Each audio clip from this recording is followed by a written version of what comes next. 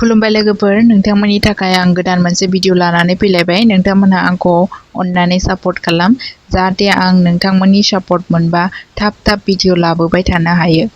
आं दिनैनि भिडिअआव G20 एबा ग्रुप अफ 20 सामिटनि गोनांथार सोंथिफोर लाबोदों, जाय जोंनि हादराव 9 आरो 10 सेप्तेम्बराव जादोंमोन।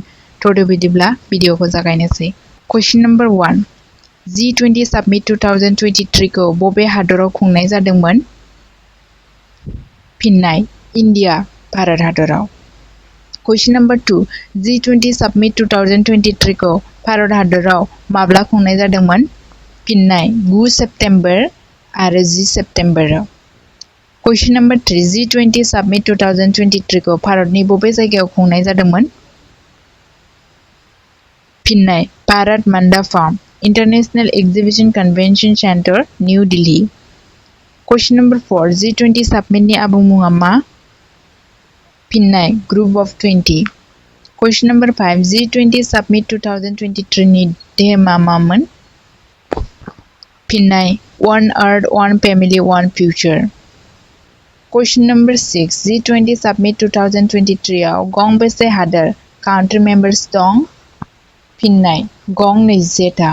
सिगांहाय 20थाल'मोन, देग्लाय मोनसे गोदान हाबदेरनायजों 21था हादर जाबाय। कुइसन नम्बर 7, G20 सामिट 2023 आव गोदानै सोफादेरजानाय 21थि हादरा मा? फिननाय: आफ्रिकान इउनियन। कुइसन नम्बर 8, G20 ग्रुपखौ माब्ला गायसननाय जादोंमोन? फिननाय: 1999 मायथाइनि 22 सेप्तेम्बराव। कुइसन नम्बर 9, दिनैसिम भारत हादरा G20 सामिटखौ बेसेबां बार खुंखो? फिननाय: 1थि। 1999 मायथाइनिफ्राय दिनैसिम G20 सामिट खुंनाया 18 बार जाबाय। बेनि मादाव जोंनि भारत हादरा देग्लाय 2023 मायथाइयाव गिबि खेब खुंनाय जादों। कुइसन नम्बर 10, 19थि G20 सामिट 2024 खौ बबे हादराव खुंगोन? फिननाय: ब्राजिल हादराव। कुइसन नम्बर 11, भारत हादराव माब्लानिफ्राय G20 सामिटनि सोद्रोमा जाना दंमोन?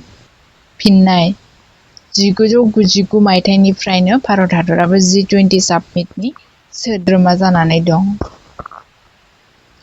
आरो दिनैसिमबो दंगासिनो। कुइसन नम्बर 12, गिबि G20 सामिटआ बबे हादराव जादोंमोन?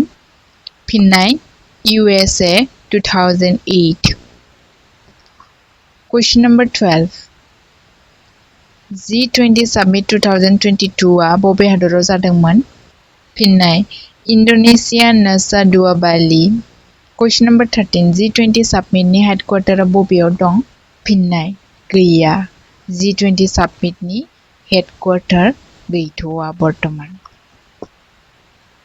कुइसन नम्बर 14, भारतनि भारत मान्डापाम निउ दिल्लीआव जानाय G20 सामिट 2023 आव सोरनि 28 फुटनि गोजौ मुसुखाखौ गायसनदोंमोन? फिननाय: नटराज। कुइसन नम्बर 15, G20 सामिट 2023 नि भारतनि शेरपाआ सोर? फिननाय: अमिताभ कान्त। आं नोंथांमोननि थाखाय माखासे सोंथिफोर लाबोदों, अन्नानै फिननायखौ हर। सेथि सोंथियाव दङ, भारत हादरा सोरनि नसुंसेयारि हादरखौ G20 सामिटआव लिंहरनाय जादोंमोन? स्क्रिनआव आं नोंथांमोननो माखासे अपसनफोर होनानै होदों, अन्नानै बेनिफ्राय एन्सारखौ सायख'ना हर।